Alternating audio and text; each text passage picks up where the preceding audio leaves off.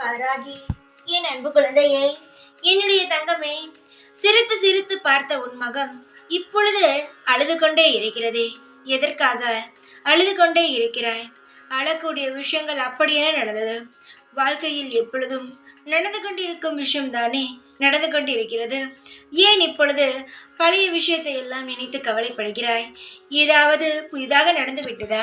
தங்கமே, உன் வாழ்க்கையில் நடந்தும் இப்பொழுது நடந்து கொண்டிருக்கும் விஷயமானது சீக்கிரமாகவே மாறி உனக்கு சந்தோஷத்தை ஏற்படுத்தி தரும். நீ நிம்மதி இல்லாமல் தவிக்கிறாய். நிம்மதிகள் குவியும் வண்ணம் அனைத்துமே உனக்கு பிடித்த மாதிரி நடக்கும். அதனால் எதையுமே நினைத்து கவலைப்படக்கூடாது. கவலை எந்த அளவு நாம் படுகிறோமோ அந்த அளவு நம்முடைய முயற்சிகளானது தடைப்படும். ஏனென்றால் நாம் கவலைப்பட்டு செய்து கொண்டிருக்கும் விஷயத்தை அப்படியே விட்டுவிடுவோம். அதனால் எது வேண்டுமானாலும் நடக்கட்டும், நான் பார்த்து கொள்கிறேன் என்ற நம்பிக்கை நீ அமைதியாக உன்னுடைய செயலை செய்து கொண்டே இரு. உனக்கு திருப்திகரமான அனைத்து விஷயங்களும் உன் வாழ்க்கையில் நடக்கும். பல இன்பங்களும் பல நன்மைகளும் உன்னை தேடி வரும்.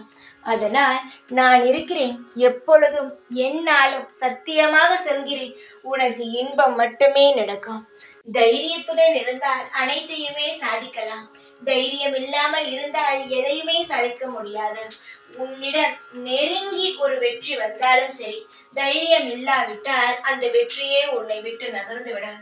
தைரியமாக எல்லாவற்றையும் போராடு. நிச்சயமாக வாழ்க்கையில் ஜெயிப்பாய்.